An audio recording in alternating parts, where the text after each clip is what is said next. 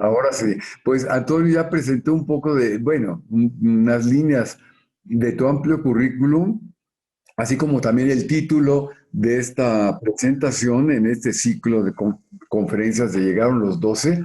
Y bueno, pues siendo ya las 12 en punto, yo creo que empezamos como siempre, muy a tiempo y sobre todo pues con el gusto de escucharte, nuevamente agradeciendo a la Academia Mexicana de la Historia y a nombre del Centro de Estudios de Historia de México, Fundación Carlos Slim, tu presencia, la generosidad con que siempre nos has distinguido y pues sin más, adelante Antonio, muchas gracias. Muchas gracias, Manuel. Gracias por la invitación a este ciclo. Y voy a presentarles una breve exposición sobre esta presencia de los primeros 12 fundadores de la Nueva España, como le puse en el título, y voy a desarrollar mi intervención a partir de tres secciones, ¿no? En una primera sección vamos a ver el contexto histórico europeo en el cual surge la orden franciscana, cuáles son sus principales idearios. En una segunda parte veremos a qué se enfrenta en la realidad novohispana, en la realidad mesoamericana, esta orden.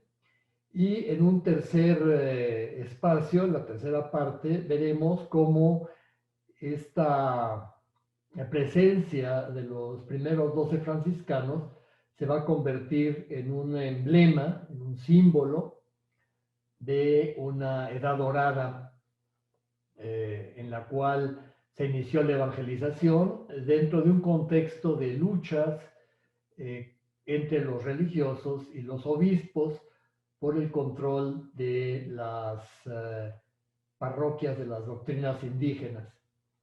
Entonces vamos a comenzar la primera, por favor, la primera imagen.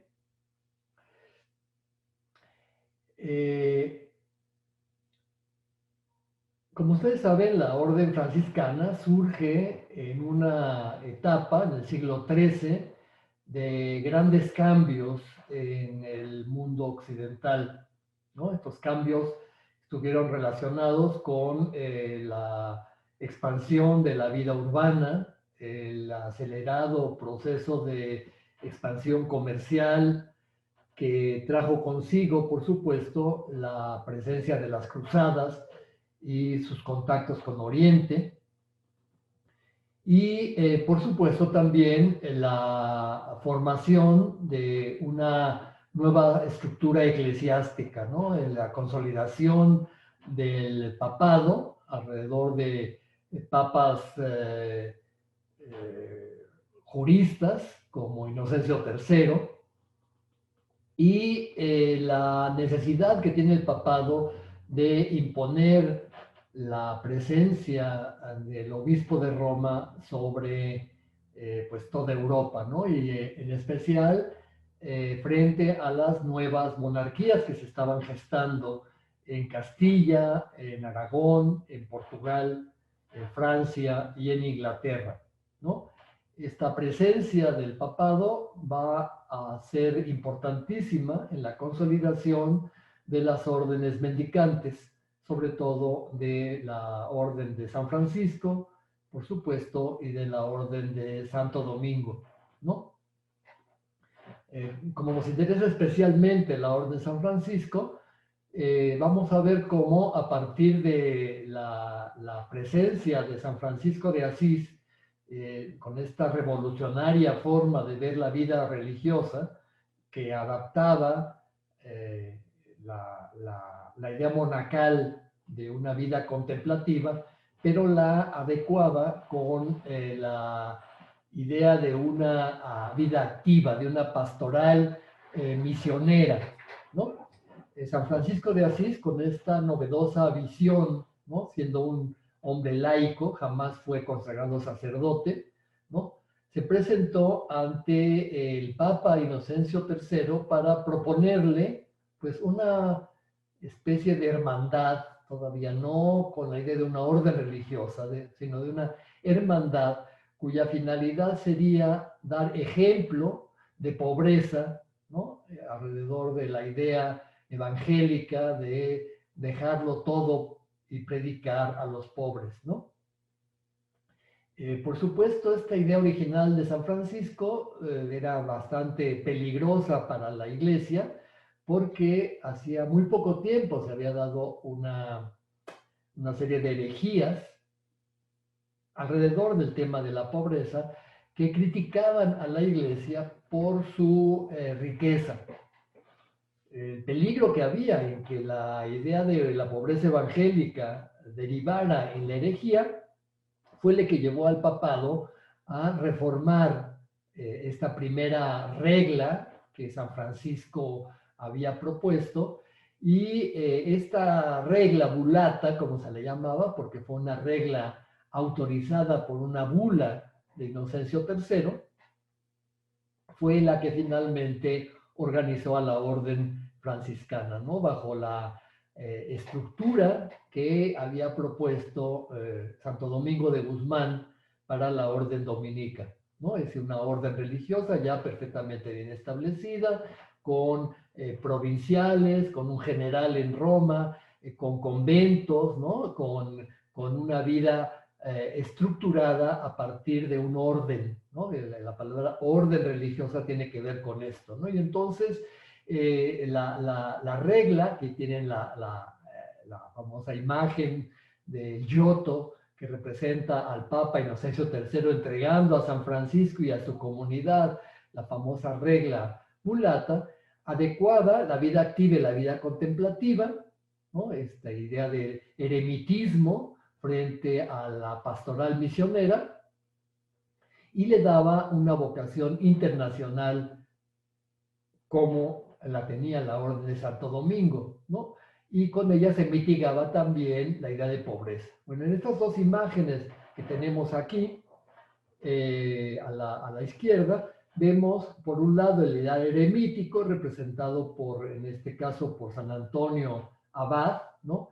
Y que está muy fuertemente vinculado con la orden franciscana, porque incluso San Francisco se retiraba en varias ocasiones al monte, ¿no? Incluso el monte Albernia recibió los estigmas, y esta vida contemplativa, esta vida de oración, de sacrificio, de ascetismo, estaba combinada con la idea de predicación. Aquí tienen otra imagen también ya del siglo XIV, donde aparece San Francisco, que durante la Quinta Cruzada fue a Alejandría a predicarle al sultán Al-Khalil la fe, ¿no? Por supuesto no lo convirtió, pero esto se convirtió casi en un símbolo, ¿no? De la vocación misionera de los franciscanos. El mismo San Francisco envió también a varios misioneros a misionar en España, en la España islámica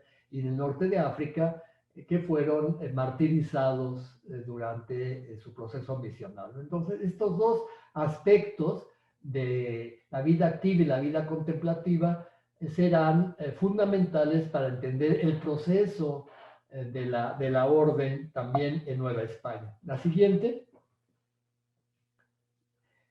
En este ideario misionero, los franciscanos fueron pioneros en el avance de la misión hacia el oriente, ¿no? Recuerdan, alrededor de la Segunda Cruzada se recibieron noticias en Europa de que un poderoso señor, el Gran Khan, ¿no?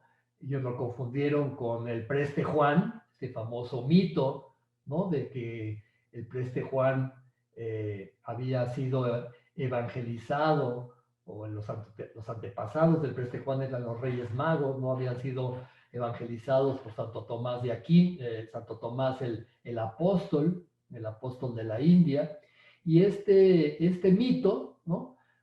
Tomó cuerpo en la presencia de Gengis Khan, ¿no? Este famoso guerrero mongol que conquistó China y conquistó todo el sureste de Asia y estableció un enorme imperio que abarcaba prácticamente desde China hasta el Mediterráneo, ¿no? Y Genghis Khan y sus sucesores, ¿no?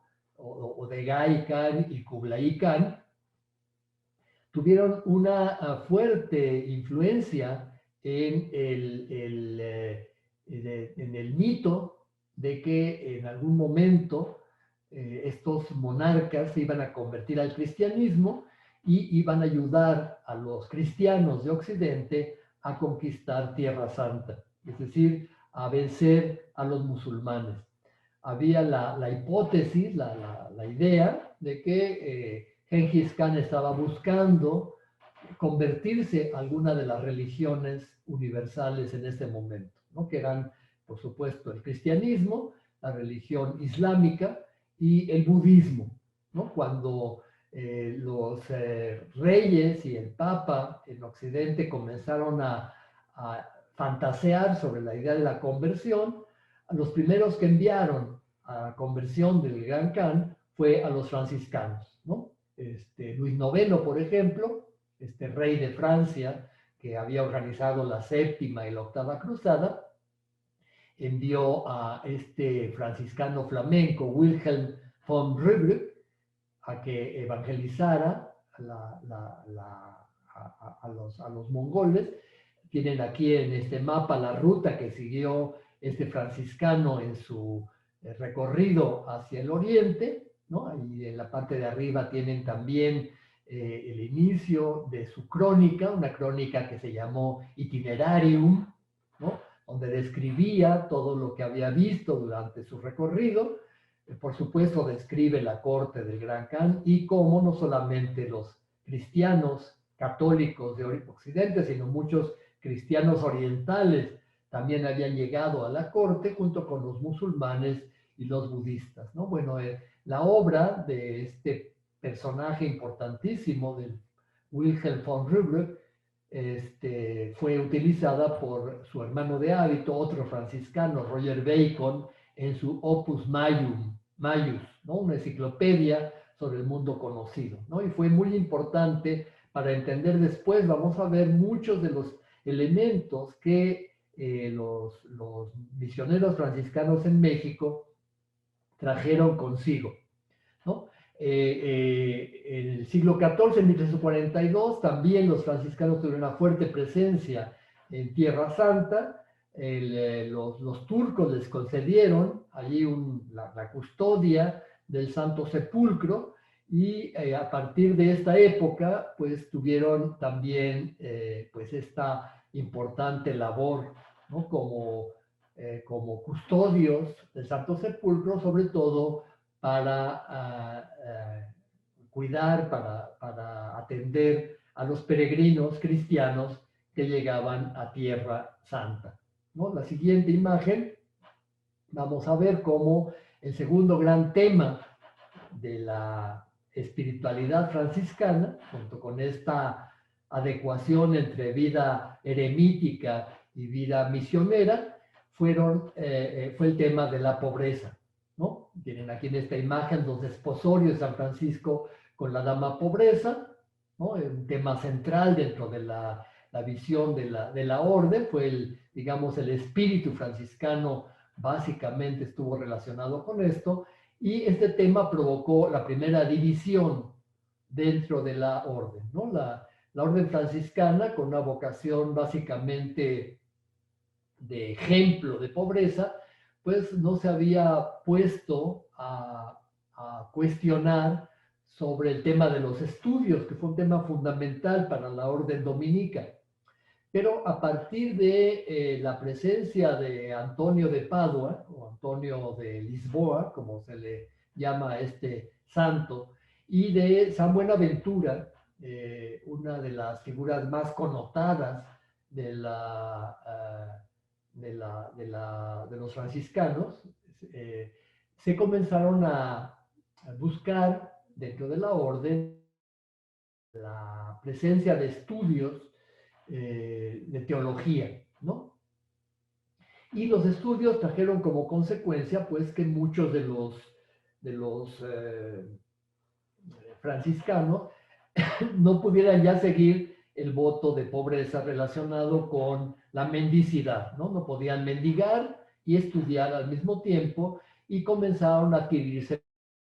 Entonces comenzó una división dentro de la orden, un sector de los espirituales profundamente influidos por el ideal de pobreza y un poco también alejados de los estudios, ¿no?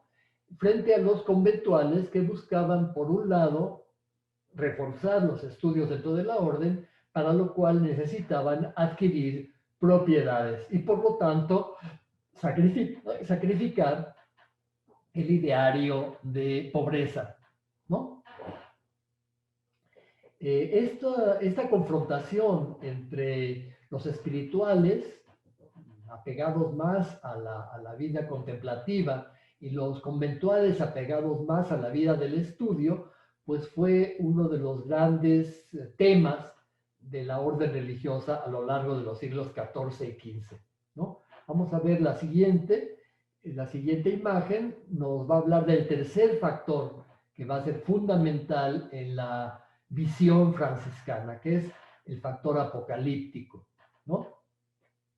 Antes de que San Francisco comenzara su predicación, un abad benedictino, un abad calabrés llamado Joaquín de Fiore, propuso una división de la historia en tres grandes edades, ¿no? La primera edad, la edad del Padre, correspondería al Antiguo Testamento y, por supuesto, al pueblo judío, al pueblo elegido, ¿no? Una segunda edad sería la edad del Hijo, que correspondería, por supuesto, a Jesucristo y a la Iglesia pontificia que surge con los apóstoles. Y Joaquín proponía, como monje, ¿no? En una época, estamos a fines del siglo XII, una época de profundos cambios, que vendría una tercera edad, que sería la edad del Espíritu Santo. Esta edad sería regida por los monjes, ¿no? Sería una edad espiritual, ¿no? Y esta edad, Joaquín de Fiore la vinculaba con el reino milenario que el Apocalipsis de San Juan mencionaba, ¿no? 1000 años de paz en la tierra, donde se impondría el principio de la pobreza evangélica, se impondría la igualdad entre todos los hombres y, por supuesto, en esta tercera edad, los que regirían no serían los pontífices, sino los monjes, ¿no? Claro, esta idea era muy atractiva y los franciscanos comenzaron a vincular a esta tercera edad con su fundador, San Francisco de Asís, ¿no? San Francisco de Asís era un nuevo Adán, un nuevo Cristo, ¿no? El haber recibido los estigmas, como aparece en todas las historias, las biografías de San Francisco que se hicieron, incluida la última, que fue hecha precisamente por San Buenaventura, se decía que San Francisco era un nuevo Cristo, ¿no? Y por supuesto, las ideas de Joaquín de Fiore casaban perfectamente con esta vinculación entre San Francisco y la tercera edad, la edad del Espíritu Santo, ¿no? La edad apocalíptica, donde se iba a fundar el reino milenario de Cristo en la tierra alrededor de la santa pobreza. Vamos a ver la siguiente imagen. Los temas apocalípticos estuvieron muy presentes a lo largo de pues la conformación de la leyenda dorada de San Francisco de Asís, ¿no? Por supuesto, los estigmas claramente estaban hablando de un nuevo Cristo. Vean, por ejemplo, aquí en esta escena de la vida de San Francisco de Giotto aparece una imagen que narran sus biógrafos, donde San Francisco es llevado en un carro de fuego, igual que el profeta Elías, al cielo, ¿no? En esta idea, recuerdan las profecías de Elías, de Isaías, son profecías que están muy vinculadas con las ideas apocalípticas, que están muy de boga en el siglo XIV, cuando la peste negra, la guerra, la muerte, el hambre, pues están hablando de la inminente llegada del fin del mundo. ¿no? Y entonces, esta inminente llegada del fin del mundo, las ideas apocalípticas, están muy, muy presentes sobre todo en los frailes espirituales, los que siguen más rígidamente el ideal de pobreza franciscano. Esta presencia de San Francisco como el ángel del Apocalipsis, de lo que habla, por ejemplo, San Buenaventura, ¿no? Aparece en este cuadro de Cusco, ya muy a finales del siglo XVII, donde San Buenaventura está escribiendo precisamente esta escena donde San Francisco se aparece con alas como el séptimo ángel del Apocalipsis, ¿no? Esta descripción de San Francisco como el ángel apocalíptico será otro de los grandes temas que usarán los frailes espirituales, ¿no? Y esa tendencia de exaltación de la pobreza. La siguiente imagen vamos a ver cómo estas ideas del fin del mundo, las ideas apocalípticas, están muy presentes a lo largo de los siglos XIV, XV y todavía en el siglo XVI, ¿no? Tenemos aquí estos famosos grabados de Albrecht Dürer, que van a mostrar pues a los ángeles viniendo, los ángeles exterminadores, ¿no? Viniendo pues a terminar, a exterminar literalmente a los humanos. Tenemos aquí a Dios con las trompetas, ¿no? Que están llamando al final de los tiempos, y aún en la derecha al ángel que está encerrando en el inframundo, en el infierno, al demonio para establecer los 1000 años de paz, ¿no? En esta Jerusalén terrena, que ustedes allá a lo lejos, donde el ángel está mostrando a San Juan, ¿no? Este reino milenario de Cristo en la tierra, ¿no? La siguiente, en este milenarismo, ¿no? El impulso de las ideas apocalípticas a partir del triunfo de la pobreza evangélica, los franciscanos espirituales comienzan a aliarse con el imperio alemán. Recuerden que hay una idea, a partir de los libros sibilinos, de que antes del fin de los tiempos va a venir el emperador de los últimos días y un papa angélico, ¿no? Esta idea está muy presente en las predicaciones apocalípticas, y los franciscanos, recuerden, en este momento se encuentra el papado en Aviñón. Los papas han sido secuestrados, entre comillas, por el rey de Francia, y viven en Aviñón, y el papado de Aviñón es un papado muy corrupto, ¿no? El papado de Aviñón es un papado que tiene bienes, que tiene incluso hay concubinas de los papas y de los cardenales. Es un papado que no refleja el ideal que debía ser el papado, ¿no? Según los franciscanos. Entonces los franciscanos espirituales están muy en contra del papado de Aviñón y se alían con el emperador alemán, ¿no? Incluso no consideran que el emperador alemán va a ser el emperador de los últimos días, y el emperador incluso va a nombrar un papa contrario al papado de Aviñón, que es un franciscano, ¿no? Y estamos entonces aquí en un conflicto de tipo político, donde los franciscanos espirituales se insertan, ¿no?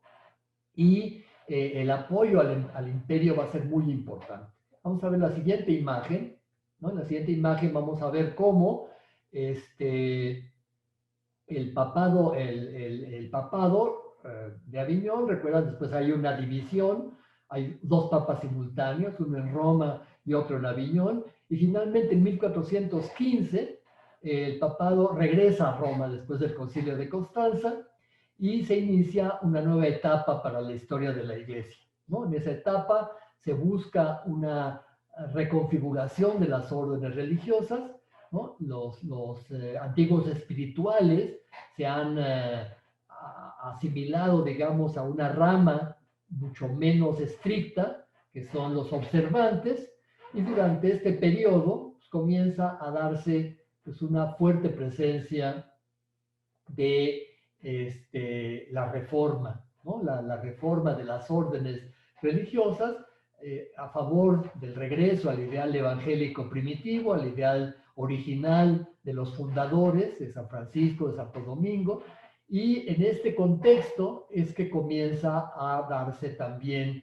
una reforma dentro de los franciscanos, ¿no? Que tienen dos imágenes que van a ser muy importantes para entender esto. La imagen de la derecha es una imagen del siglo XVIII, tenemos el águila bicéfala de los Austrias, ¿no? De Carlos V y la dinastía austriaca, con el corazón de San Agustín en el centro, ¿no? El corazón agustino, con un libro, y el sol y la luna, ¿no? Que representan pues, el imperio español donde no se pone el sol, ¿no? Donde hay sol y luna al mismo tiempo, ¿no? El imperio español que abarcaba Europa y América, ¿no? Y en la parte de la derecha está una interesante imagen de Martín de Vos, que se encuentra en el Museo del Virreinato. Este autor es un autor flamenco que nunca estuvo en México, pero que fue muy importante en la difusión de las ideas apocalípticas y que muestran a San Juan teniendo la visión de la ciudad, de la Jerusalén celeste, ¿no? Esta idea de que el apocalipsis está cercano y que el emperador de los últimos días va a ser precisamente Carlos V, estará muy presente en toda la conformación de la ideología franciscana del siglo XVI, ¿no? La siguiente imagen.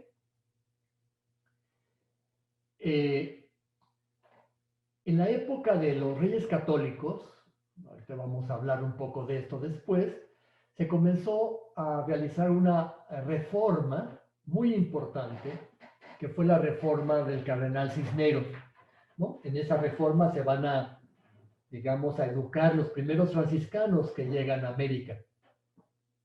Pero al mismo tiempo, esta reforma estaba reforzando la política hispánica alrededor de la idea de los reyes católicos, de crear un Estado español unido bajo una sola cabeza, y que ese Estado español iba a tener una vocación misionera, ¿no? En la época de los Reyes Católicos, recuerdan, se está descubriendo América, ¿no?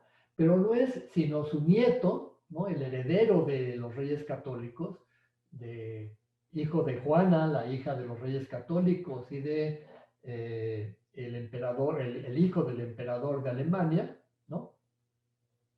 Que este proyecto se lleva a cabo, ¿no? La herencia de Carlos V, ¿no?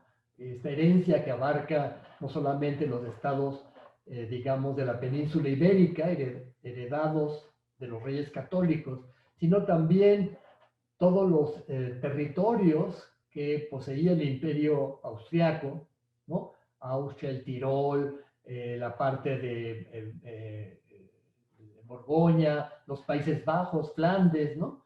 Todo esto que era la herencia, digamos, paterna de Carlos V, conformaron un imperio importantísimo, ¿no? En este imperio, obviamente, estaba presente la idea apocalíptica, ¿no?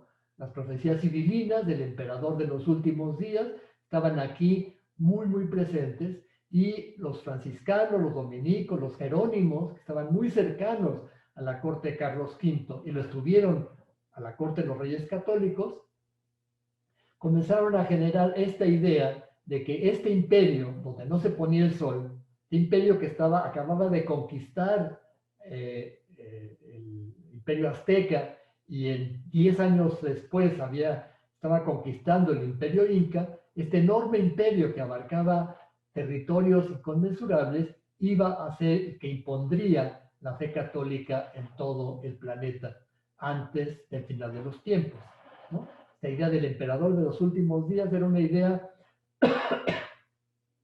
que traía consigo el concepto global de una cristiandad universal, que se impondría, obviamente, gracias a la misión, gracias a las misiones que se estaban llevando a cabo en América y que comenzarían a ser también llevadas a cabo en Asia, ¿no? Claro, este imperio hacía agua por todos lados, ¿no? Es decir, la idea era muy bonita, ¿no? La idea de que el emperador de los últimos días iba a gobernar sobre todo el planeta, pero pues estaba sus grandes opositores, Francia, ¿no? Francisco I no quería esto, Inglaterra después, ¿no? Por supuesto, la presencia de los turcos en el Mediterráneo, creo que era cada vez más fuerte y que tampoco iban a permitir un emperador de los últimos días. Y por supuesto, pues todos los problemas que el emperador tenía en Alemania con el Lutero, el protestantismo, muchos señores alemanes se habían pasado a la reforma luterana, ¿no? Después de Calvino estaba predicando en Suiza la fe calvinista y había problemas también con estos nuevos reformados calvinistas, ¿no? Inglaterra se estaba separando de la obediencia del papado, ¿no? Recuerdan, incluso los papas mismos, ¿no? No estaban, después de Adriano de Utrecht, un papa holandés que impuso Carlos V, pues los papas no estaban muy de acuerdo con las políticas imperiales tampoco, ¿no? Entonces, tenemos un imperio mesiánico en la idea, pero que en la práctica no podía llevarse a cabo, ¿no? Vamos a ver la siguiente imagen. Vamos a ver en este momento, ¿no? Un poco antes de que Carlos V sea nombrado emperador, hay una gran revolución intelectual encabezada por lo que se conoce como el humanismo cristiano, ¿no? Su principal representante es este personaje, Erasmo de Rotterdam, otro holandés, ¿no? Muy vinculado con las nuevas corrientes espirituales del cristianismo, ¿no? Todavía incluso Martín Lutero toma muchas de sus ideas, ¿no? La idea es purificar el cristianismo en sus prácticas y cultos externos, regresar a los orígenes evangélicos, difundir la Biblia en lenguas vulgares, ¿no? Buscar la paz entre las naciones, imponer la caridad y el amor al prójimo como el máximo mandamiento, educar a la juventud en dichos valores y supeditar la política a la moral, ¿no?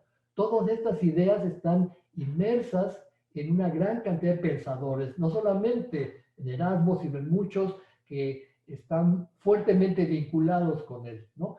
Fray Pedro de Gante, por ejemplo, el primer misionero en América, está muy relacionado con estas ideas, ¿no? Fray Pedro de Gante había sido muy cercano al emperador Carlos V y también se había educado en las escuelas y tenía estos idearios, ¿no? En su proyecto, ¿no? La fundación, como sabemos, del Colegio de San José de los Naturales, el Colegio en Texcoco, estaba empapado de estas ideas evangélicas, ¿no?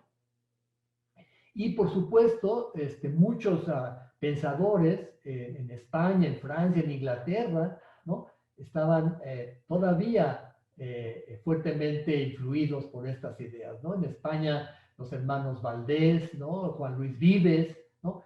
Todos muy cercanos a la Universidad de Alcalá de Henares, fundación de Cisneros, y a la Biblia políglota, ¿no? La siguiente imagen, vamos a ver cómo todo esto está también enmarcado en el gran impulso que le da a la cultura la imprenta, ¿no? Recuerden, desde mediados del siglo XV, Juan Gutenberg está en Maguncia, está creando este impresionante invento que será revolucionario en materia de cultura.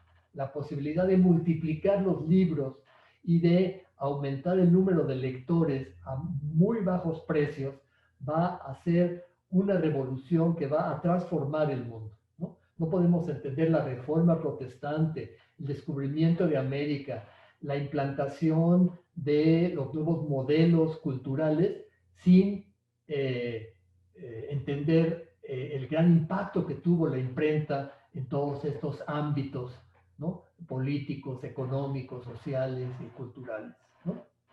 Tiene aquí, por ejemplo, una ilustración de un libro que se publica precisamente en la imprenta, el grabado, que representa a la utopía, Insula Figura, ¿no? ¿Recuerdan? Thomas More, este famoso humanista, muy amigo de Erasmo de Rotterdam, el primer ministro de Enrique VIII, ¿no? Un hombre con una extensísima cultura, incluso con una visión muy moderna, ¿no? Todas sus hijas sabían latín, ¿no? Y pugnó por la educación de las mujeres.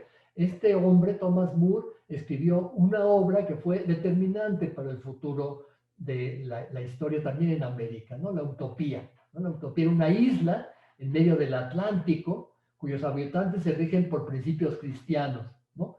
Se acaban de descubrir las islas, estas islas de América. Este hombre genial está viendo en estas islas la posibilidad de crear el mundo cristiano privada. El Estado y la Iglesia se rigen a partir de principios democráticos, ¿no? Todas las ideas pacifistas que Erasmo de Rotterdam está desarrollando, las aplica Thomas More en su utopía, ¿no? Claro, la utopía no existe, ¿no? La utopía es un lugar ideal, ¿no? El lugar que debería ser el lugar donde los principios cristianos se están estableciendo, ¿no? A pesar de ser una utopía, ¿no? La utopía de Tomás Moro influyó profundamente en muchos pensadores, incluso que pasaron a América. Vasco de Quiroga, el famoso obispo de Michoacán, se inspiró en la utopía para crear sus hospitales de Santa Fe. Y varios religiosos, franciscanos, agustinos, dominicos, también se inspiraron en ella para crear comunidades indígenas ideales, donde se rigieran por los principios del cristianismo primitivo. La siguiente imagen, vamos a ver cómo, en dónde se están educando los frailes, los 12 primeros misioneros que llegan a América, ¿no? Hemos visto a lo largo de esta exposición cómo hubo dos fuertes tendencias dentro de la orden franciscana, ¿no? Una tendencia estaba vinculada con el ideal eremítico, con el retiro, la oración y, por supuesto, con el ideario de pobreza, ¿sí? Los espirituales franciscanos. Otra estaba más vinculado con los estudios y con pues, la entradas a las universidades. En España hubo una fuerte corriente espiritualista desde el siglo, pero sobre todo en el siglo XV y a principios del siglo XVI, ¿no? Esos dos franciscanos, Fray Juan de la Puebla y Fray Juan de Guadalupe, este último en Granada, Granada se acababa de conquistar en 1492, ¿no? Buscaban vivir un ideal de vida muy austero, ¿sí? Los observantes, esta rama que se había conformado como más de la orden religiosa, no les permitían que se rigieran por una, digamos, regla más austera que la de ellos. Y entonces consiguieron del Papa unirse a los conventuales, ¿no? Es decir, a la rama contraria. Los conventuales los dejaban en bastante libertad y en 1514 crearon la custodia de Extremadura, ¿no? Esta custodia va a ser muy importante porque va a ser el núcleo de lo que será después el lugar de donde van a partir los 12 franciscanos, ¿no? Esta custodia se llamó la custodia del Santo Evangelio. No es gratuito que la provincia que se funda en México se llame la provincia del Santo Evangelio, ¿no? Sin embargo, en 1517, Francisco Jiménez de Cisneros, que era uno de los grandes promotores de los observantes y que estaba buscando la reforma, pero una reforma que aglutinara a todas las corrientes franciscanas. Los franciscanos estaban muy divididos, ¿no? Había unos más radicales, como los espirituales, había unos menos radicales, como los observantes, y estaban los conventuales, ¿no? Que estaban, digamos, más apegados a que la orden tuviera propiedades. Bueno, estas tres ramas estaban luchando entre sí. Y Francisco Jiménez de Cisneros, que era confesor de la reina Isabel, había sido nombrado después regente del reino y cardenal, pues lo que le interesaba era unificar todas estas ramas bajo una para darle fuerza. Y esa única rama iba a ser la rama observante, ¿no? Cisneros consiguió del Papa una bula que se llama la bula Ite Vos, ¿no? En esa bula se sometió a la observancia a todas las ramas, tanto a los radicales, que se llamaban descalzos o espirituales, como a los conventuales, ¿no? En 1518 se crea la provincia de La Piedad en Portugal y en 1520 la provincia de San Gabriel en Castilla, ¿no? Las provincias, dentro de la observancia, pudieron vivir una vida mucho más rígida, ¿no? Siguiendo los principios de los espirituales, ¿no? De esta provincia, de la provincia de San Gabriel en Castilla, salieron los 12 franciscanos que llegaron a México en 1524, ¿no? Uno de los provinciales de esta provincia de San Gabriel, se llamaba Pedro de Alcántara, consigue en 1561 unirse de nuevo a los conventuales y después crear una orden aparte. Esa orden se conoció como los franciscanos descalzos o alcantarinos, ¿sí? Como ven ustedes, el tema de la pobreza sigue siendo un tema muy conflictivo. ¿Qué tan rígida debe ser la pobreza? ¿No? Los más rígidos, los espirituales, dicen absoluta. Los observantes dicen relativa. Los conventuales dicen, bueno, se pueden tener propiedades, ¿no? Pero ninguna de estas tres ramas pudieron unificarse, porque siempre estuvieron muy divididas. Tanto así que se crearon nuevas órdenes religiosas alrededor del tema de la pobreza. En Italia se crearon los capuchinos, ¿no? Una orden franciscana, pero muy rigurosa. En España se crearon los franciscanos alcantarinos o descalzos, por esta reforma de Pedro de Alcántara, que también nace de la provincia de San Gabriel, y los observantes, bajo los cuales están los 12 primeros franciscanos que llegan. Aunque estos 12 franciscanos están más vinculados con los espirituales. La siguiente, yo sé que es un poco complicada la historia de los franciscanos, pero lo que quiero que quede claro es que precisamente es el cardenal Cisneros, a través de esta bula Ite Vos, ¿no? Que promueve la sujeción de los conventuales a los observantes, que los espirituales no quieren sujetarse a ninguno de los dos, pero son forzados a unirse a los observantes, que gracias a este cardenal y a esta reforma llegan los franciscanos a Nueva España. Vamos a ver la siguiente imagen. Vamos a ver cómo estos franciscanos, muy relacionados con América desde la época de Cristóbal Colón, ¿no?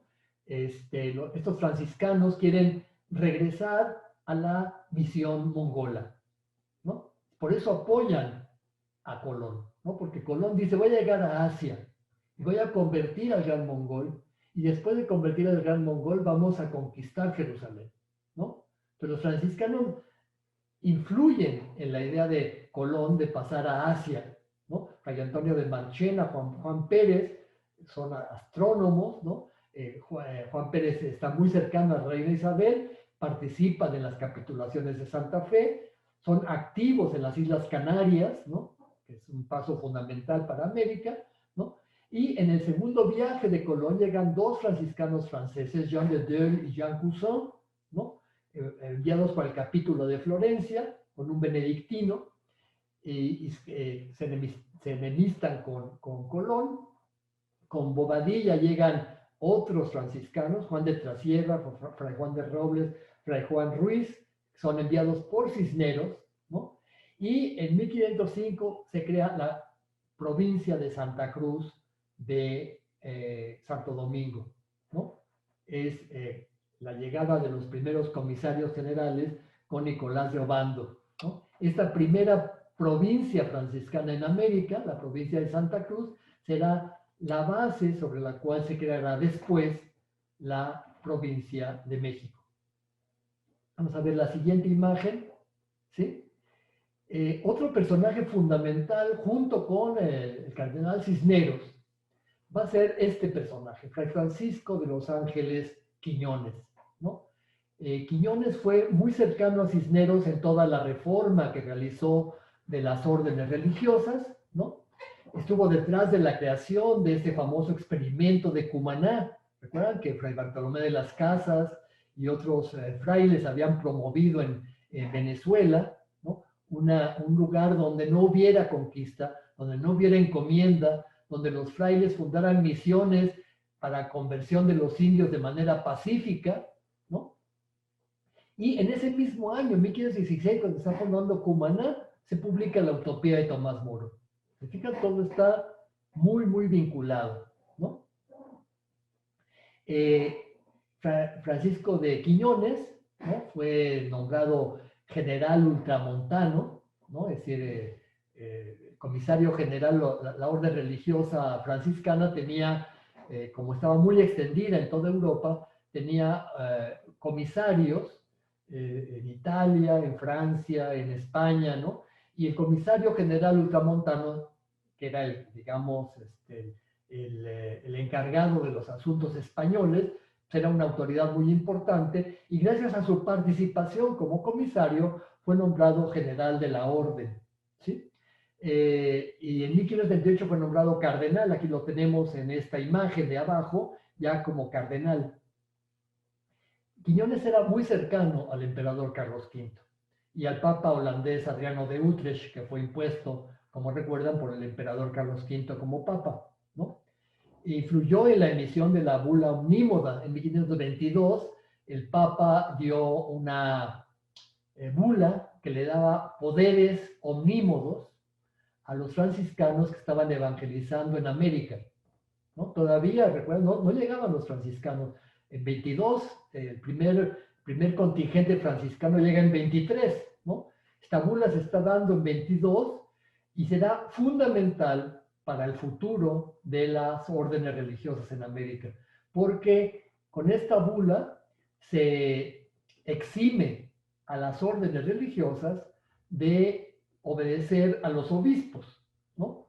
En zonas donde no hay obispos, incluso esas órdenes pueden ejercer funciones episcopales, ¿no? Esta bula les da una gran cantidad de privilegios y exenciones respecto a el aparato episcopal.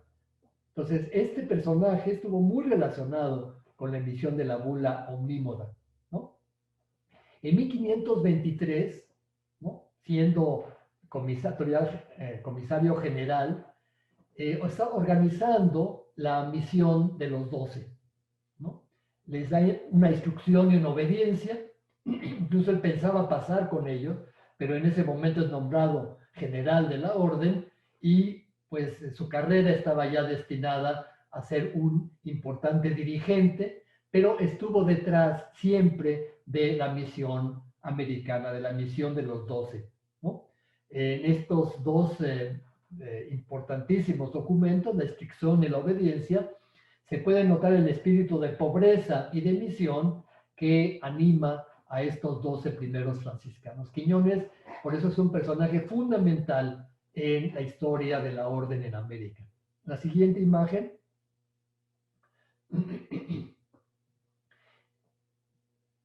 Los primeros franciscanos que llegan, como ustedes saben, son Fray Pedro de Gante y sus dos compañeros, ¿no?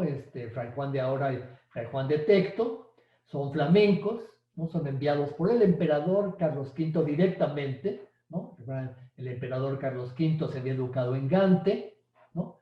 Fray Pedro de Gante, pues, es importantísimo para generar, digamos, una base de espiritual franciscana, y al año siguiente llegan Fray Martín de Valencia con los 11 castellanos enviados por Quiñones de los conventos reformados, sobre todo de la provincia de San Gabriel, ¿no? Ambos, tanto Pedro de Gante y sus compañeros como Martín de Valencia y los 12, vienen empapados de estos dos grandes idearios que hemos mencionado. Por un lado, el ideal eremítico y por otro lado, el impulso misional, ¿no? Vamos a ver cómo estos dos idearios se van a ver en los dos personajes claves de estos 12, que son Fray Martín de Valencia, el ermitaño, y Fray Toribio de Motolinía, el misionero. Vamos a ver la siguiente imagen.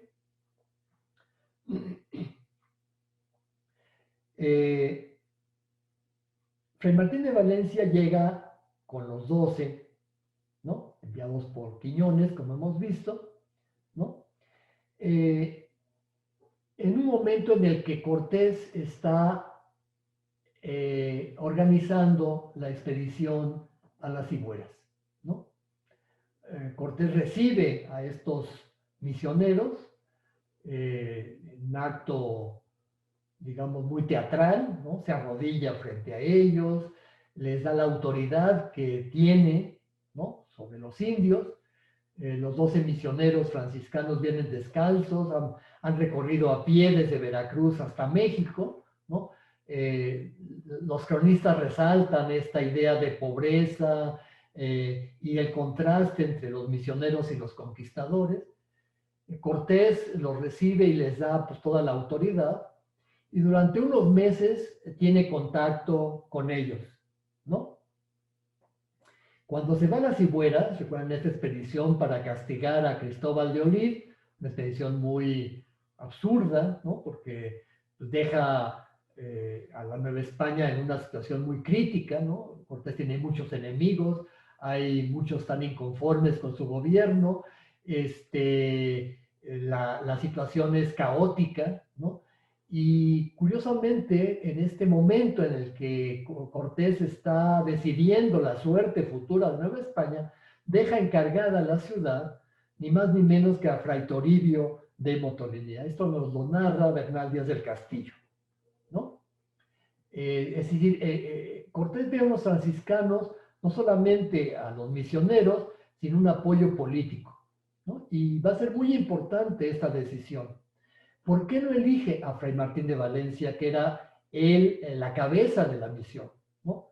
Porque Cortés, con un conocimiento profundo de lo que es el ser humano, se dio cuenta de que Fray Martín de Valencia era un ermitaño, ¿no? Fray Martín de Valencia era un hombre que le interesaba más que nada la vida contemplativa.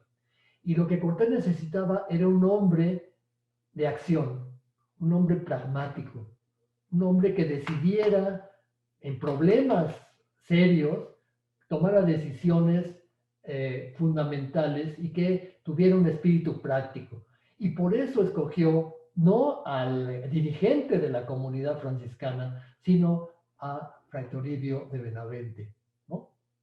Muy importante esa decisión porque nos habla entonces de cómo los franciscanos se meten en la política a partir de entonces, ¿no? De hecho, el convento de San Francisco se convirtió en el foco de los amigos de Cortés, ¿no? Frente a esta convulsiva etapa en la cual los enemigos de Cortés y los enviados de la corona comenzaron a apropiarse literalmente del territorio. De procesos políticos, aquí tienen en este famoso cuadro de Ozumba, ¿no? Aparece Cortés recibiendo a los 12 primeros franciscanos, todos ellos traen abajo mitras, porque muchos de ellos fueron propuestos para obispos, pero todos rechazaron las mitras, ¿no? Y los franciscanos recibieron el apoyo por supuesto, del obispo Zumárraga, incluso se enfrentaron, recuerdan la primera audiencia, cuando la primera audiencia al mando de Nuño de Guzmán comenzó a hacer desmán y medio, atacó a los caciques indígenas, se apropió de tierras, esclavizó indígenas. Bueno, la primera audiencia fue un gobierno verdaderamente caótico, catastrófico, ¿no? Zumárraga y los franciscanos se opusieron a esta primera audiencia, y cuando llega la segunda audiencia, donde llegó, recuerdan, Vasco de Quiroga como oidor y Sebastián Ramírez de Fuenleal, la segunda audiencia apoyó totalmente a los frailes. A partir de aquí comenzó su expansión, ¿no? En un principio, obviamente, la evangelización fue dificultosa por el desconocimiento del territorio y por el desconocimiento de las lenguas indígenas, ¿no? Vamos a ver la siguiente imagen. La siguiente imagen, por favor. ¿Sí? ¿Quiénes fueron estos 12? ¿No? A lo largo de esta época, ¿no? De esta primera etapa entre 1524 y 1550, estos 12 tuvieron un papel muy importante en el desarrollo de la Nueva España, pero no fueron los únicos, ¿no? Recuerdan que después de estos 12 llegaron otros frailes misioneros, ¿no? Entre ellos Fray Andrés de Olmos, Fray Bernardino de Sahagún, ¿no? Y todos estos frailes influyeron muchísimo en la labor evangelizadora, ¿no? A veces mucho más que estos 12, ¿no? Estos 12 se convirtieron casi en una especie de mitos vivientes, ¿no? Vamos a ver cuáles son sus perfiles. Estos perfiles los sacamos, obviamente, de los cronistas, ¿no? Del mismo Motolinía, de Fray Jerónimo de Mendieta, de Fray Juan de Torquemada, de los que vamos a hablar después, ¿no? Ninguno de esos cronistas menciona algo más que unos cuantos datos de estos 12 frailes, ¿no? Quizás del que más se habla es del que encabeza la misión, que es Fray Martín de Valencia. Sobre todo porque Fray Martín de Valencia fue biografiado por uno de sus hermanos que llegó con él, Fray Francisco Jiménez, ¿no? Fray Francisco Jiménez hizo una vida de Fray Martín de Valencia, ¿no? Conocido como el padre fundador. Su vida es mucho más extensa precisamente porque existe esta biografía hecha por Fray Francisco Jiménez, ¿no? Ahí, gracias a esa biografía, nos enteramos que es un hombre muy vinculado con las corrientes espiritualistas europeas, ¿no? Que está muy relacionado con el eremitismo, con las ideas apocalípticas, ¿no? Esas ideas de un fin del mundo muy cercano, ¿no? Se habla de que pasaba largas temporadas en el Sacromonte, en un monte en Amecameca, que está frente al volcán Iztaccíhuatl, ¿no? Un espacio verdaderamente como para retirarse, ¿no? En el cerro de este Sacromonte había una cueva, y en la cueva todavía se conservaban los cilicios, el breviario y algunos hábitos que Fray Martín de Valencia había dejado, ¿no? Durante sus largas estancias en Amecameca, ¿no? Entonces, este perfil que nos da Fray Francisco Jiménez del fundador de la orden en América, ¿no? Del fundador de Fray Martín de Valencia, pues el perfil de un ermitaño, ¿no? Jamás aprendió una lengua indígena, jamás se preocupó por la labor misionera, ¿no? El padre Mendieta nos dice que junto con Fray Domingo de Betanzos, el fundador de la provincia dominica, eran muy amigos, ¿no? Ambos participaban del mismo espíritu, digamos, eremítico. Ambos pensaron que en Nueva España no era el territorio donde se iba a fundar la iglesia de los últimos días, ¿no? La iglesia de los últimos días debía ser una iglesia próspera, ¿no? Con ciudadanos inteligentes, con una visión muy, ¿cómo le llamaríamos? Providencialista, ¿no? Y lo que ellos veían en los indígenas americanos eran idólatras, eran gente que no había aceptado el cristianismo plenamente, gente que estaba todavía muy apegada a sus dioses, a sus rituales, ¿no? Y incluso describe Mendieta, igual Jiménez, un sueño que tuvo Fray Martín de Valencia, que veía a una mujer que estaba pasando un río. Dos mujeres estaban pasando un río. Una era lagañosa, con un niño hambriento, flaco, ¿no? Y esa mujer no lograba pasar el río. En cambio, una mujer bella, una mujer llena de vida, con un niño que estaba rozagante de vitalidad, podía pasar el río e ir hacia el otro lado.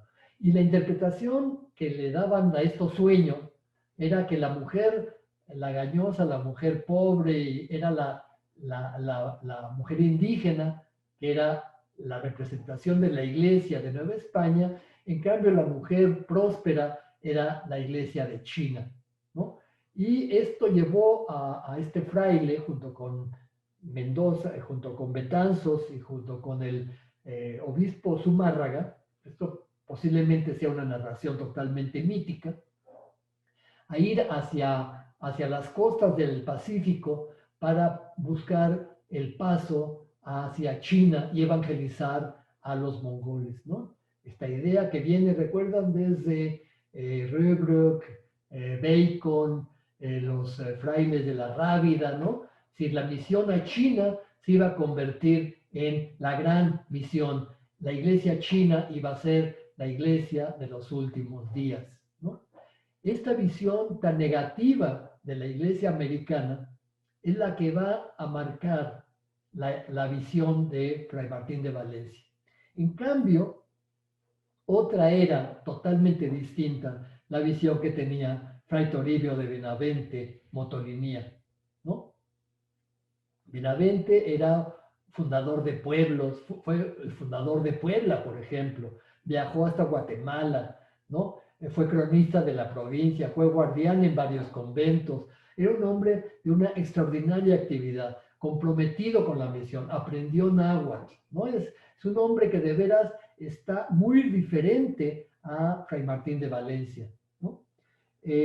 Otro personaje también muy interesante fue Francisco Jiménez, el biógrafo de Valencia, ¿no? Él ingresó a la orden muy tarde, ¿no? Ya adulto.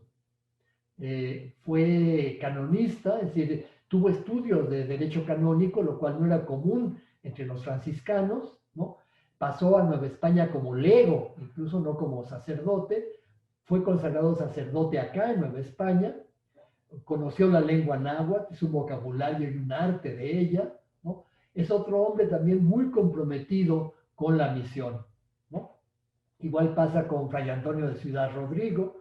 Él regresó a España en 1027 y trajo en 29 un buen contingente de frailes para ensanchar esta primera custodia, que fue la custodia del Santo Evangelio, ¿no? Fray Martín de Jesús, o Fray Martín de la Coruña, como se le llamaba, fue enviado a la provincia de Michoacán, fue uno de los fundadores de estos conventos michoacanos, ¿no? Entre ellos el convento de Sinsunzan, ¿no? Él murió en Pátzcuaro y fue uno de los grandes padres fundadores de lo que después sería la provincia de San Pedro y San Pablo de Michoacán, ¿no? Otro de estos grandes misioneros fue Fray Francisco de Soto, otro de los 12, cuarto provincial del Santo Evangelio, ¿no? En 1535 se funda la provincia del Santo Evangelio y autónoma de la provincia de Castilla. Soto fue el cuarto provincial. Él acompaña a los provinciales agustinos y dominicos a una embajada a Carlos V en 1546 para que las leyes que habían emitido contra la encomienda fueran matizadas, ¿no? Las leyes nuevas, en 1542, Carlos V había emitido una serie de leyes contrarias a la encomienda, conseguidas por Fray Bartolomé de las Casas, ¿no? Y estos franciscanos, estos tres provinciales de las tres provincias más importantes de la Nueva España, la provincia de San Pedro, perdón, Santo Evangelio de México, la provincia de Santiago de los dominicos y la provincia en nombre de Jesús de los agustinos, fueron hasta Alemania a pedirle al emperador que aboliera estas leyes, ¿no?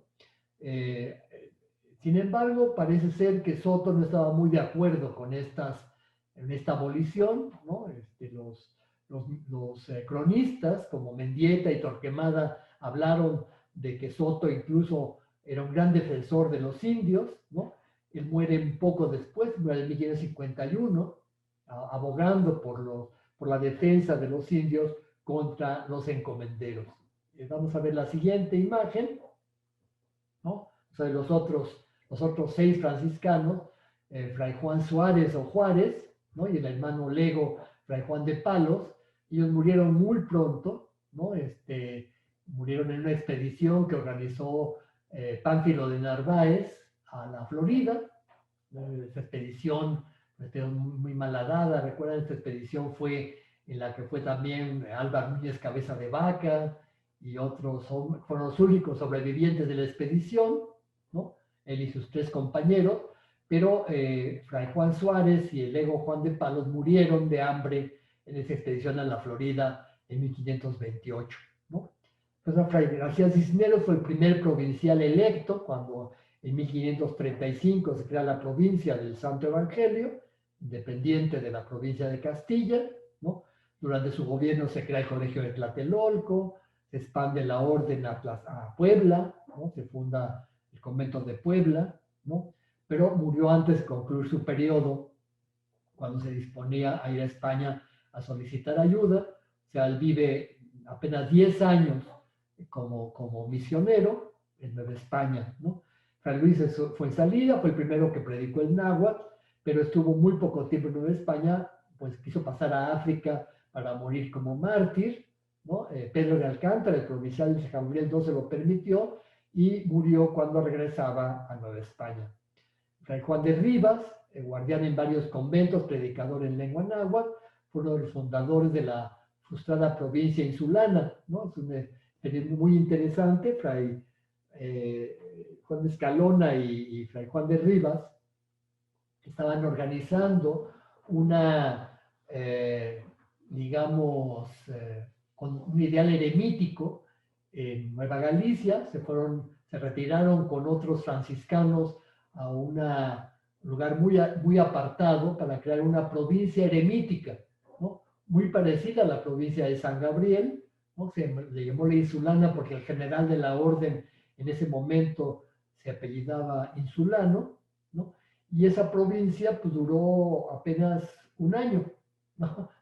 En un año los franciscanos que se habían retirado a la vida eremítica, regresaron a la misión, porque era imposible, pues en un lugar de misión como era la Nueva España, crear una provincia eremítica, ¿no? Pero nos da idea este experimento de la Insulana de cómo los franciscanos bandeaban entre el ideal eremítico y el ideal misionero, ¿no?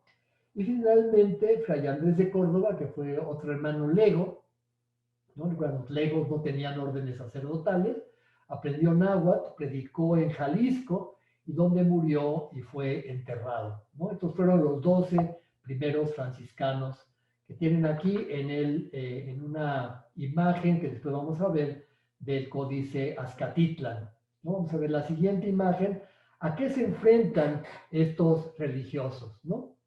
Los religiosos se enfrentan, bueno, la utopía joaquinita en Nueva España, ¿no?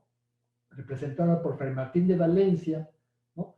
Es una utopía en la cual se iba a fundar aquí, precisamente en los conventos de Nueva España, este reino milenario de Cristo en la tierra, ¿no? Se han encontrado en los conventos, en el convento de Texcoco, en el convento de Tlalmanalco, estos libros que son libros de una clara tendencia joaquinita, ¿no? Las conformidades de Bartolomé de Pisa, que habla de cómo San Francisco es otro Cristo, el Arbor Vitae Crucifixe Jesucristi de Ubertino da Casale, que está fuertemente vinculado con todas las ideas de Joaquín de Fiore de la tercera edad, ¿no? El Super Jeremías, que es una obra de Joaquín de Fiore, ¿no? Todas estas obras nos están hablando de que el ideal eremítico y el ideal de conformar aquí el reino milenario de Cristo está muy presente en estos 12 primeros franciscanos, ¿no? En especial en Fray Martín de Valencia, ¿no? Esa es la siguiente imagen. ¿A dónde llegan los franciscanos? Bueno, los franciscanos llegan a un territorio, Mesoamérica, con una gran diversidad regional, ¿no? Un territorio donde hay diversos grupos, ¿no? Donde hay pueblos sedentarios, señoríos muy poderosos, como el Imperio Mexica, ¿no? O señoríos como el señorío Tarasco, el señorío Purépecha, señoríos en la zona maya, en la zona de Totonaca, en la Huasteca, ¿no? Señoríos poderosísimos que están organizados a partir de un esquema de ciudad-estado, ¿no? De lo que se conoce como Altepetl, ¿no? Una ciudad-estado tiene un teocalli, ser un centro ceremonial donde hay una veneración a una divinidad, un tecpan, que es un palacio organizado para cobrar los tributos, donde vive el señor local, y un tianguis, donde se desarrolla la actividad comercial del señorío, ¿no? Donde todos los pobladores de la región van a intercambiar sus productos. Estos centros ceremoniales son fundamentales para entender el proceso de asentamiento de los conventos fundados por los frailes, ¿no? Porque los frailes precisamente adoptaron este sistema prehispánico. Si no hubiera existido un sistema prehispánico tan bien organizado como el de Altepetl, difícilmente los frailes pudieron haber hecho algo, como se vio en la Chichimeca, ¿no? La Chichimeca, donde no había este sistema, estos pueblos que habitaban la Gran Chichimeca, la zona del norte, no estaban organizados bajo este sistema. Y ahí fue muy difícil implantar el dominio español y los frailes tuvieron que llevar gente del centro, sobre todo gente tlaxcalteca, para fundar sus misiones, ¿no? ¿Por qué pudieron fundar en esta región de Mesoamérica misiones tan prósperas?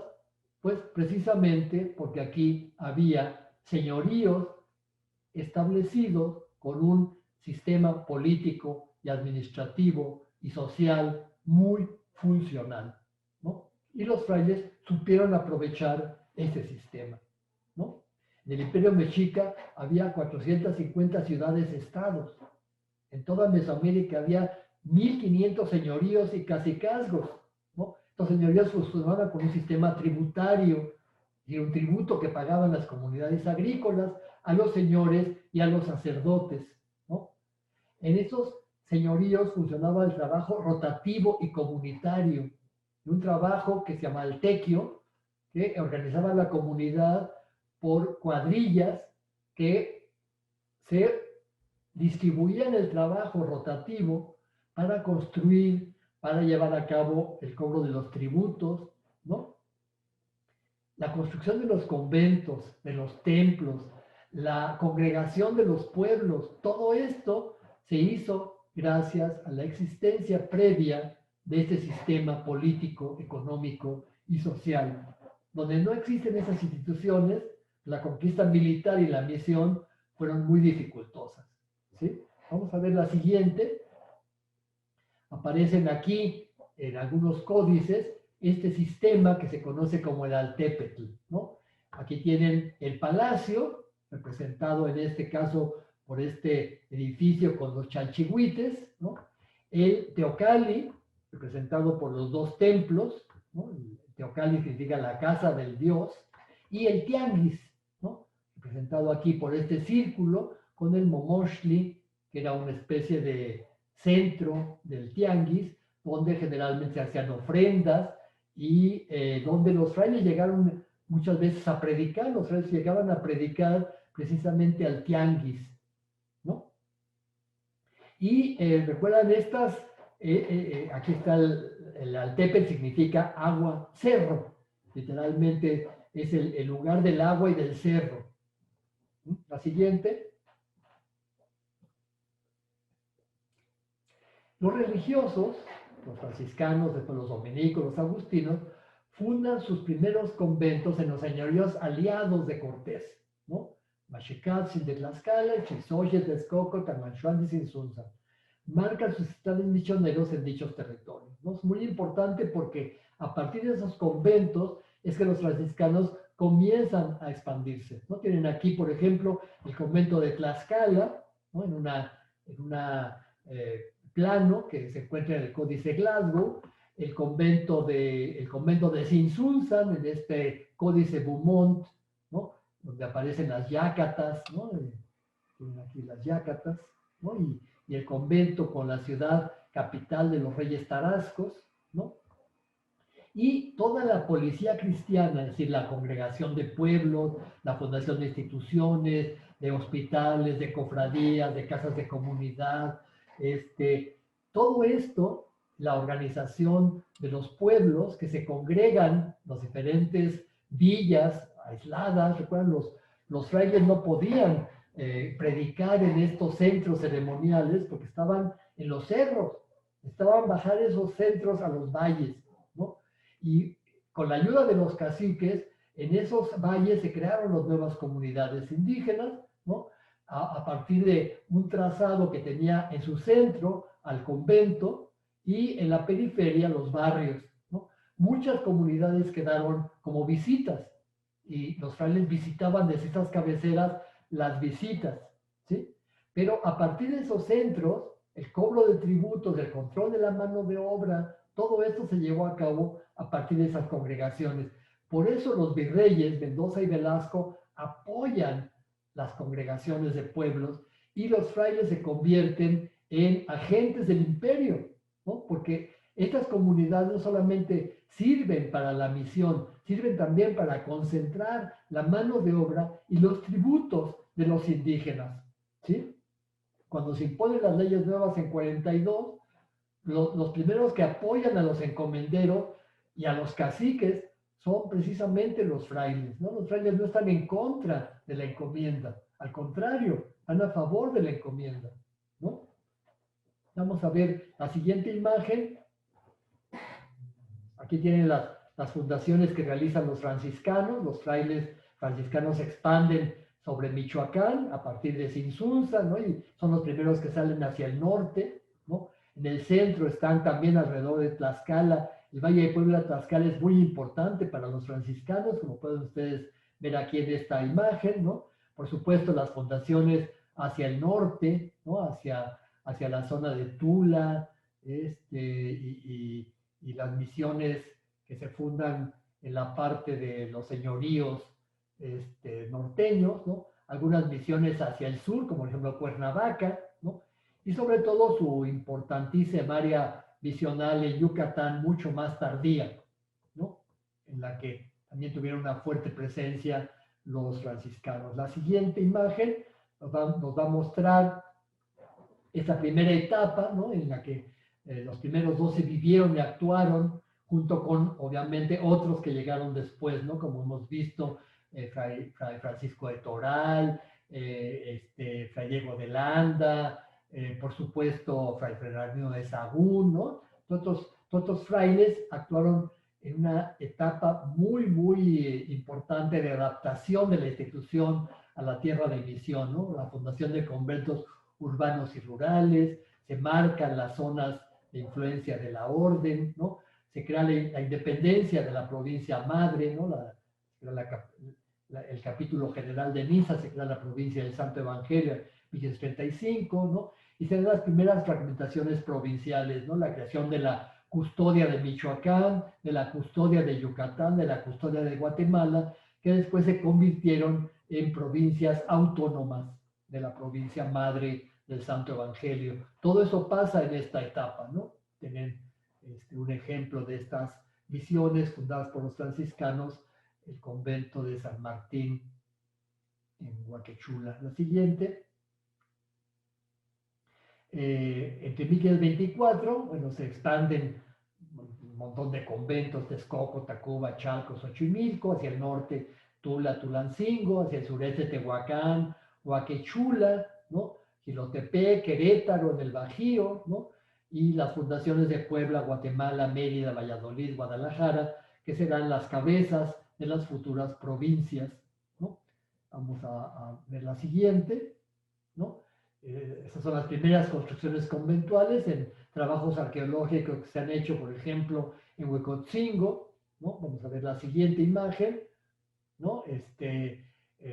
Por supuesto, los franciscanos dieron una fuerte ayuda del rey, del Consejo de Indias, de los ministros en Roma, de los comisarios, del virrey, de los virreyes, gobernadores, de los encomenderos, de los señores indígenas y de los ayuntamientos de las villas y ciudades de españoles. Y tienen a Fray Jerónimo de Alcalá, entregando la relación de Michoacán al virrey Mendoza, ¿no? con los caciques de Michoacán. La siguiente imagen, vamos a ver cómo en algunos lugares las alianzas con los señores locales, como el caso de Cuautinchan, con los gobernantes indígenas, pues permiten que incluso en los claustros aparezcan símbolos prehispánicos, ¿no? Como el águila y el jaguar, ¿no? Que son los símbolos de las comunidades popoloca y mixteca que habitaban en esta zona, y los señores, los caciques indígenas de Cuautinchan, aliados con los frailes, pues permiten que se cree este pueblo, esta congregación que se llama Cuautinchan, ¿no? Vamos a ver la siguiente imagen. Aparecen las cofradías, que son importantísimas en esta conformación de la policía cristiana, como se le llamaba, ¿no? En el Huejotzingo aparecen estos flagelantes junto con la cofradía de sangre del convento de Huejotzingo, ¿no? Vamos a ver la siguiente. También son importantes las obras de infraestructura que se hacen, como el famoso acueducto de Fray Francisco de Tembleque, ¿no? Un fraile franciscano que llegó después de los primeros 12 y que crea esta importantísima obra hidráulica, ¿no? En Zempoala. Vamos a ver la siguiente, ¿no? Vamos a ver la última parte de nuestras exposiciones, cómo alrededor de esos primeros 12 se construye toda una simbología de la Edad Dorada, ¿no? En la Edad Dorada es una edad en la cual los frailes y los obispos vivían en armonía, ¿no? Una Jerusalén terrena perfecta, donde los sirios eran cristianos modélicos, ¿no? Todos eran perfectos, humildes, pobres, eran verdaderas reencarnaciones de San Francisco, ¿no? Los misioneros fundadores eran ángeles en carne mortal, echados de virtudes, ¿no? Se está creando la iglesia primitiva. Los 12 primeros son un reflejo de los 12 apóstoles de la iglesia primitiva, ¿sí? Esto obviamente se da a partir de la publicación de dos obras. Una es La monarquía indiana, de Fray Juan de Torquemada, y otra es El teatro mexicano, de Fray Agustín de Betancourt, ¿no? Entre esta obra, 1615, y esta obra, 1698, se está creando toda una simbología de la edad dorada de los primeros franciscanos que llegan a Nueva España. Claro, ambos se basan en dos obras no publicadas, en la obra de Fray Toribio de Motolinía, La historia de los indios de la Nueva España, y en la obra La historia eclesiástica indígena de Fray Jerónimo de Mendieta. Ambas no se publicaron en su tiempo, pero fueron básicas para la creación de esta idea de una edad dorada que tuvo como inspirador a los primeros 12. En estas obras, en Jerónimo de Mendieta, Motolinía, en Torquemada y en Betancourt, tenemos toda la construcción historiográfica sobre la cual se basarán todos los autores posteriores para hablar de esta primera misión evangelizadora de la Nueva España. Vamos a ver la siguiente imagen, ¿sí? Fue tal el impacto de estos 12 que aparecen ya mencionados en algunos códices indígenas, como por ejemplo vean el códice Cuetlascohuapan, un códice que habla de que Hernando de Saavedra, el corregidor de Tlaxcala, le está pidiendo a Fray Martín de Valencia y a los señores de Tlaxcala el pago por estos escribanos del cabildo, ¿no? Este es un códice muy temprano, 1530, pero ya aparece Fray Martín de Valencia, ¿no? En un códice indígena. Vamos a ver la siguiente, otro códice donde están presentes los 12, es el famoso códice Azcatitlan, ¿no?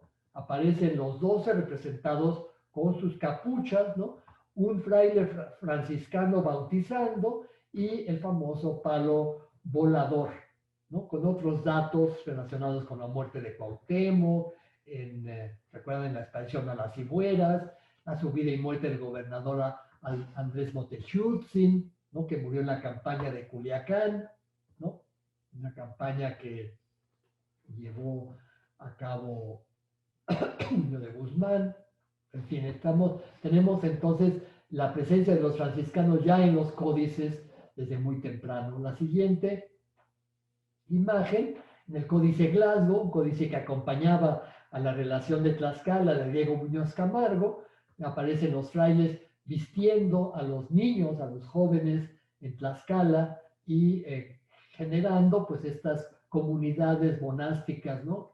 Colegios, los primeros colegios que fundan los franciscanos en Nueva España, ¿no? La siguiente imagen, también del Códice del Yeso, del Códice Glasgow, aparece Fray Martín de Valencia junto con Hernán Cortés condenando a la hoguera y a la muerte a varios caciques porque regresaron a idolatrar, ¿no?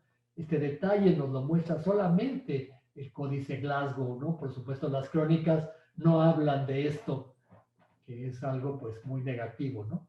La siguiente imagen nos muestra la rebelión en el Códice Bobán, la rebelión de Iztacamistitlán, una rebelión ocasionada por una congregación de pueblos. El pueblo de Iztacamistitlán fue obligado a bajar del cerro a la nueva congregación, pero los indígenas se rebelaron contra los frailes, a que tienen golpeando a uno de los frailes franciscanos del convento, ¿no? Y pues fueron, por supuesto, la rebelión fue ahogada en sangre, ¿no? De nuevo aquí, la presencia franciscana en un códice, ¿no? La siguiente imagen, ¿no? Aparece ya en el contexto de los conventos, la primera representación de los 12 franciscanos en el convento de Huejotzingo, en la sala de Profundis, ¿no? Es muy interesante porque aparecen con los nombres, ¿no? Fray Martín de Valencia, Fray Martín de Jesús, Fray Antonio de Ciudad Rodrigo, Fray Juan de Rivas, ¿no? Los 12 franciscanos, incluidos los dos que eran hermanos legos, no sacerdotes, ¿no? Y en el convento de Tlalmanalco aparece Fray Martín de Valencia en una flor, ¿no? Porque ahí vivió mucho tiempo este fraile franciscano, el fundador de la provincia, ¿no? Vamos a ver la siguiente imagen. Las imágenes nos muestran la presencia en la iconografía de los frailes en una importantísima obra que se llama La Retórica Cristiana, ¿no? Que se publicó en Perugia en 1574. Fray Diego de Valadez, un fraile franciscano que fue a Europa y publicó esta obra en Europa, tiene un grabado, el grabado de un atrio franciscano, donde el tema central del grabado es precisamente los 12 primeros franciscanos que cargan a la iglesia novohispana, en cuyo centro está el Espíritu Santo, y arriba de la iglesia la Santísima Trinidad, ¿no? Esta procesión va encabezada por San Francisco, el padre de los frailes, ¿no? Fundador, y hasta atrás está Fray Martín de Valencia, ¿no? Es una representación en un grabado donde aparecen los 12 franciscanos como los fundadores de la iglesia novohispana. Vamos a ver la siguiente imagen. Aparecen ya en el siglo XVIII, estas son imágenes del siglo XVI. En el siglo XVIII se da un nuevo impulso iconográfico para retratos de los 12 franciscanos. Vean, por ejemplo, en el templo de San Francisco de Puebla aparecen estos 12 franciscanos en parejas de dos, ¿no? En un gran cuadro donde el tema central es la renuncia que hicieron a los obispados, ¿no? Con la secularización que hizo Palafox de los conventos franciscanos en Puebla, ¿no? Los franciscanos pierden muchísimas de sus doctrinas, ¿no? Y por eso están insistiendo en que los franciscanos eran dignos de una mitra episcopal, ¿no? Ahí tienen a los 12 franciscanos, muy interesante la imagen, pero ya es del siglo XVIII. En el siglo XVIII se da este impulso iconográfico, vamos a ver la siguiente, precisamente a partir de las propuestas de secularización de doctrinas franciscanas, las últimas que quedaban en la Nueva España. Vamos a ver la siguiente imagen. Tenemos estas dos imágenes, una está también en Puebla, en el árbol genealógico de la familia franciscana, obra de Cristóbal de Talavera, en la sacristía del Templo de San Francisco de Puebla. Aquí los tienen los 12 primeros que pasaron a la Nueva España, ¿no? Los tienen aquí, ¿no? Junto con otros frailes en otras provincias, ¿no? Y monjas, ¿no? Es un árbol genealógico, ¿no? Y aparecen ya representados los 12, ¿no? Con un fraile coronado, ¿no? Que posiblemente sea el padre Fray Martín de Valencia. Y aquí tenemos en otro cuadro, ¿no? En un cuadro que representa a el Museo de las Intervenciones, la vida de San Francisco, aparecen en una esquina del cuadro los 12 franciscanos desembarcando en la Nueva España y evangelizando a los primeros indígenas con el águila y el nopal, el símbolo de la Ciudad de México, ¿no? Hay toda una alusión al águila como parte de la visión de San Francisco. La siguiente imagen. Y tenemos aquí las últimas imágenes, una relación que hace precisamente Fray Agustín de Betancourt de una escena donde Fray Martín de Valencia le dice a Cortés que hagan una obrita de teatro, ¿no? Los caciques indígenas llegaban a misa y se salían a la mitad de la misa. Entonces, Fray Martín de Valencia acordó con Hernán Cortés que llegara tarde a misa, ¿no? Al final de la misa, Fray Martín llamó a Cortés al altar mayor y lo azotó, ¿no? Le dijo, quítate la ropa y comenzó a azotarlo, ¿no? Esa escena aparece, por ejemplo, en el convento de Ozumba, ¿no? Y aparece en esta imagen de Villar y Valderrama, en una serie de cuadros que estaban en la capilla de Talabarteros, a un costado de la catedral. Esos cuadros fueron descubiertos hace poco y aparece de nuevo la escena de Fray Martín de Valencia con el azote para azotar a Cortés, para dar ejemplo a los indígenas de que no podían llegar tarde a misa. Si el mismo Cortés fue azotado, ¿no? Se arriesgaban a que también los azotaran, ¿no? Y era una vergüenza, ¿no? Muy interesante la relación y aparece Fray Martín de Valencia como un protagonista de esta escena, ¿no? Y por último, la siguiente imagen, creo que es la última, ¿sí? En el Códice Beaumont aparece Fray Martín de Jesús, recuerden este fraile de los primeros 12 que llegó a evangelizar en Michoacán, junto con los reyes michoacanos, en una representación teatral, ¿no? Donde aparecen diversos castigos contra los flojos, los hechiceros, los homicidas, etc., ¿no? Esta es una de las últimas imágenes de estos primeros 12 que ya en la segunda mitad del 18 aparece en esta historia de Michoacán, de este franciscano, Fray Francisco de la Concepción Beaumont, un franciscano francés que vivió en Michoacán y que vivió la última etapa de los franciscanos ya cuando las provincias franciscanas perdieron sus misiones, fueron secularizadas para ser entregadas al clero secular, ¿no? Entonces tenemos esta imagen de los 12 primeros franciscanos todavía vigente como un mito fundador, como un símbolo a finales del siglo XVIII del pleno proceso secularizador, donde todavía existía la añoranza de la edad dorada, esa primera edad de las primeras décadas de la fundación de la provincia del Santo Evangelio de México. Y con eso terminamos nuestra exposición. Muchas gracias. Pues muchísimas gracias al doctor Antonio Rubial por esta tan completa presentación como te lo han puesto ahí en los comentarios. Hay muchas felicitaciones y sí, a quien pide o solicita si se pueden ver las primeras imágenes, los invitamos a que nos sigan a través de YouTube a partir del sábado o domingo, donde pueden ver nuevamente la presentación del doctor. Por ahí hay Ángel Rafael Martínez que dice que a Jalapa nunca se le nombra y que hubo convento ahí en Jalapa. No sé si quieras comentar algo. ¿Cuál? De Jalapa, que casi nunca se habla del convento de Jalapa. Sí.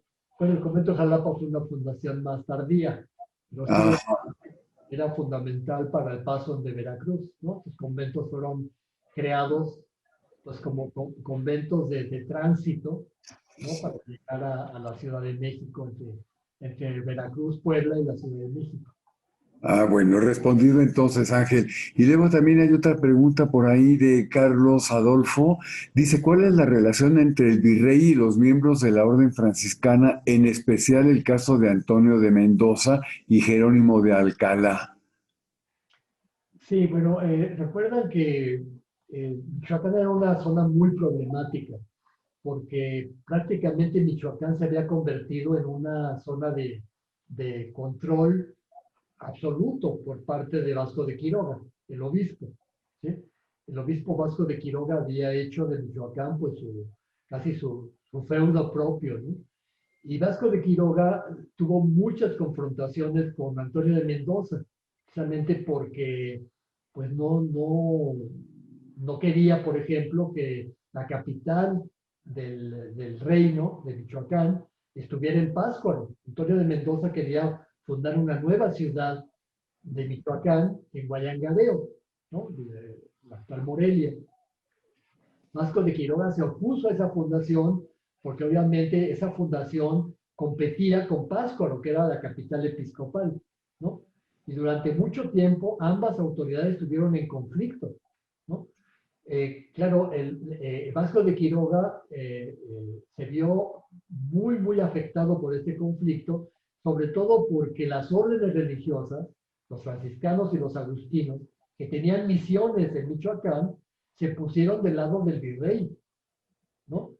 Y Vasco Ujú. de Quiroga no toleró esto y le hizo la guerra a las dos órdenes religiosas. Muchos de las fundaciones que se hicieron en Michoacán se pusieron en manos de clero secular, porque Vasco de Quiroga, que era él no pertenecía a ninguna orden, era un diocesano, no era, pertenecía al clero secular. Vasco de Quiroga apoyó muchísimo al clero secular. Prácticamente la mitad de las misiones en Michoacán fueron integradas al clero secular, ¿no? Y las misiones que tenían franciscanos y agustinos siempre estuvieron muy presionadas por la presencia de Vasco de Quiroga. Por eso los franciscanos y los agustinos se apoyaron en el virrey Mendoza, ¿no?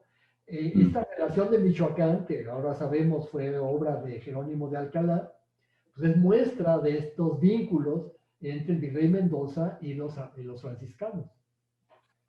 Mm. Hoy dos últimas preguntas. Dice Nemian Navarro, profesor, buen día, ¿por qué se les llama frailes menores? La idea de San Francisco original, ¿sí? Era crear más que una orden religiosa, una congregación de hermanos, ¿no? Hermanos, frater, esa es la palabra latina, ¿no? De hermanos que fueran muy humildes, ¿no?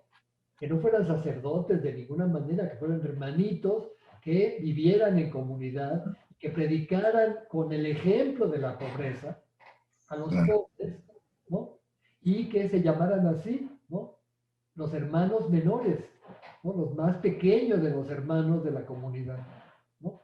Claro, cuando San Francisco va ante el Papa y le dice su idea, es el Papa, no para nada, no necesitamos unos hermanitos que después se vayan a la herejía, ¿no? Estamos sacerdotes que estén ordenados como sacerdotes y que formen una comunidad, una orden religiosa, igual que los dominicos, ¿no? Que se puede llamar orden de frailes menores, ¿sí?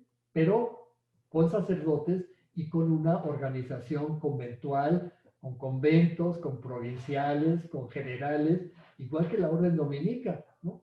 San Francisco jamás recibió las órdenes religiosas, ¿no? Es muy curioso, es el fundador de la orden y era un laico, ¿no? El Mm, fundador de la orden más importante era un laico, ¿no?